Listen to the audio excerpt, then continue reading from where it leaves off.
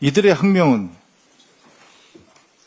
강백신 검사를 주축으로 하는 한 줌도 안 되는 정치 검사들이 국민과 민주주의에 대한 도전입니다. 그거는 본인이 거기 대장동의 부장검사 아닙니까? 이 사건에. 공판팀에서 그 부분은 지금 사실관계를 정리하고 있는 것으로 알고 있고, 친윤 정치검사들의 쿠데타적 학명이 참으로 가관입니다. 그들은 어쩌면 예나 지금이나 조금 더 변하지 않습니까? 여전히 자신들이 법 위에 서 있다고 착각하고 있습니다.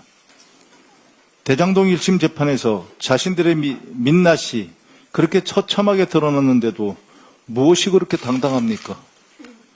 조작에 가까운 정치 기소를 해놓고 허술한 논리와 증거가 법정에서 철저하게 무너졌는데도 부끄러운지도 모릅니다. 검찰이 기계적 항소권의 남용을 자제한 것은 당연한 거 아닙니까?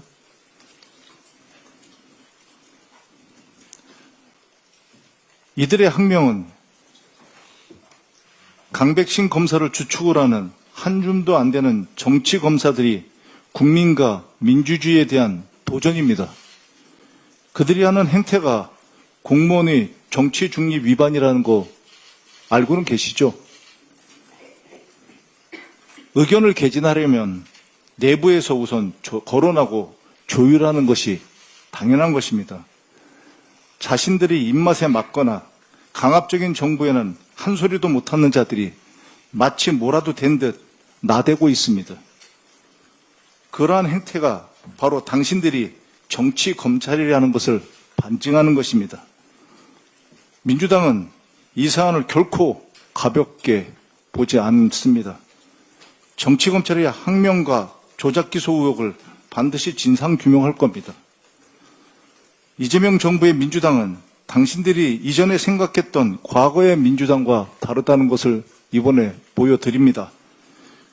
국정조사, 청문회, 특검 등 가능한 모든 수단을 동원해서 당신들이 어떤 행위를 했는지 밝혀보겠습니다. 강백신 검사 등은 내부 의사결정 과정을 시간대별로 공개하며 자신의 학명을 마치 정의로운 소신인 양 포장하고 있습니다. 기가 막힙니다. 좋습니다. 강백신 검사 방식대로 한번 이번에 국정조사, 청문회, 특검 등에서 그 방식 그대로 한번 적용해 보고자 제안합니다.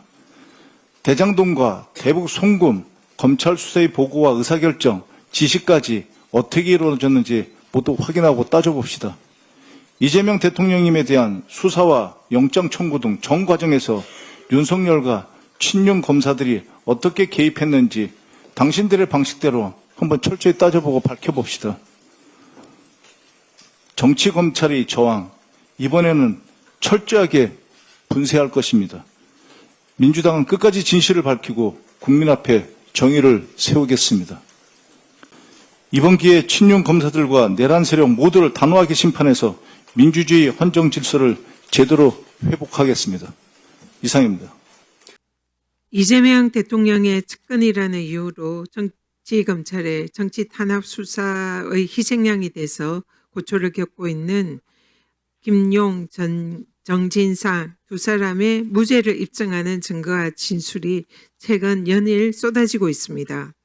지난 금요일에 대장동 사건 공판에서 대장동 개발업자이자 이 사건의 핵심 당사자인 남욱 변호사가 이 법정에서 김용, 정진상의 무죄를 입증하는 결정적인 증언을 합니다. 검찰은 김용과 정진상이 대장동 사건 관련 유동기로부터 3억 원 그리고 9천만 원 등 뇌물을 수수했다라고 기소를 하는데, 이를 뒷받침하는 핵심 증거는 대장동 개발업자였던 남욱의 진술이었습니다. 그런데 남욱이 지난 금요일 법정에서 이 기존 두 사안에 대한 진술은 자신이 직접 경험한 것이 아니라 2022년 검찰 수사받을 당시에 검사에게 전해 처음으로 전해들은 내용이다라고 증언을 하고 기존 진술을 번복을 합니다. 이는 검찰의 김용 부원장의 공소 내용이 사실이 아니고 조작된 것임을 암시합니다. 강백신 검사 증인 저기 증언석에 서세요.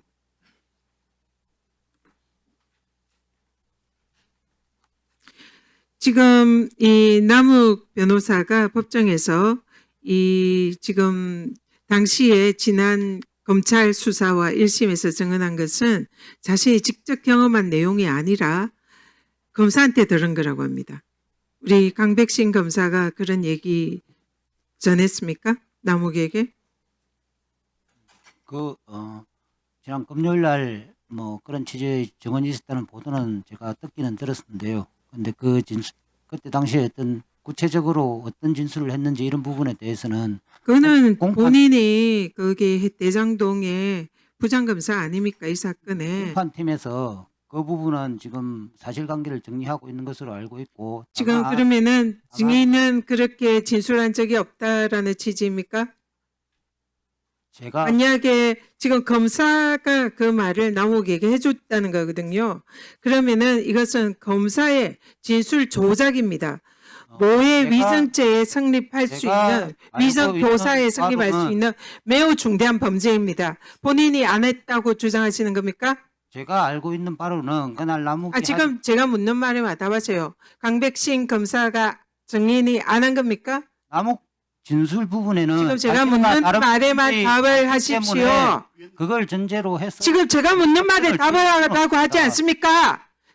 이렇게 진술을 시켰나요? 아닌가요? 남욱 진술 부분 증인이 그렇게 했는지 안 했는지 묻습니다. 때문에 그 팩터가 아닌 지금 전제로 제가 증인이 했는지 안 했는지 없습니다. 그것만 답하십시오. 했습니까? 안 했습니까? 남욱 진술이 사실이 아닌 부분이 많기 때문에 지금 사실이 아니면은 제가- 진술을 아. 그렇게 조작을 안 시켰다 그 주장인 거죠?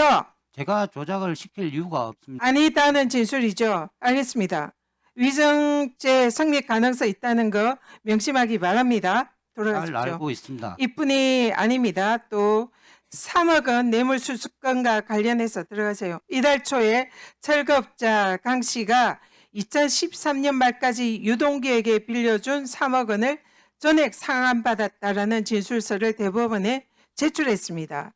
근데 이것 또한 강 씨는 법정에서 1심에서 2010년 이후에 유동규를 만나지 않았고 3억 원 상환을 받지 않았다는 취지로 진술했는데 이 진술을 항소심 증인으로 출석해서 번복을 한 겁니다. 검찰이 수사에서 그리고 1심에서 계속 이 사건을 조작했다라고 의심할 수밖에 없는 그런 정황입니다. 1심 법원이 당시에 유동규가 진술한 것은 신빙성이 없을 수가 있지만 남욱의 증언은 신빙성이 있다라면서 유죄 판결의 핵심 증거로 삼았습니다.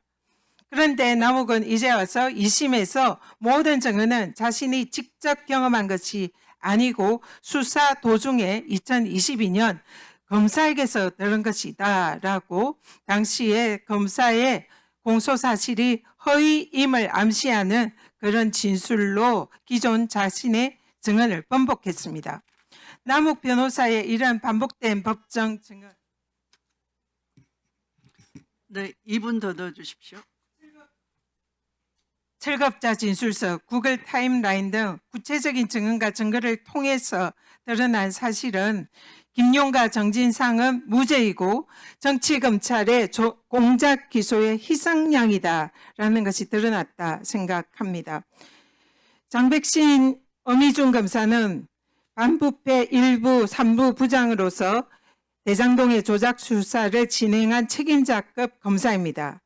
강 검사는 대장동 사건과 정치자금 수사를 진행하면서 유동규에 대한 각종 특혜를 제공을 했다는 의혹과 함께 관련 수사를 조작해서 진실 규명이 지연하도록 한 의혹이 있습니다. 엄희준 검사도 비슷한 의혹이 있습니다. 또 호성진 부부장 검사는 대상동 사건의 주인 검사로 박근혜 국정농단 사건에서는 구글 타임라인을 핵심 증거로 사용을 했습니다. 그런데 이번에 김용 부원장 재판에서는 자신이 과거 핵심 증거라고 내세웠던 구글 타임라인의 객관적인 증거를 부정하고 증거로 사용하지 않았습니다. 신알찬 변호 참고인 증인석에 서십시오. 이 사건, 대장동 사건은 결국 검사가 조작한 것이다라고 생각을 하는데 동의하십니까? 네, 그렇게 보는 측면이 있습니다. 지금 검사들이 이 사건을 조작했다라는 취지로 남욱이 항소심 법원에서 진술을 했는데요. 그러면은 항소심 재판장도 당시에 공판 중심주의에 의하면은 이 법정에서 진술한 증거가 검찰 조서보다 훨씬 우선한다, 신빙성이 있다. 이렇게 얘기를 했습니다. 그러면은 지금 재판정에서 남욱이 기존 진술을 번복하고 이 사실상 검사의 조작 가능성을 주장을 했는데 그렇다면은 김용과 정진상 이 두 사람은 무죄의 가능성이 있다고 생각하지 않나요?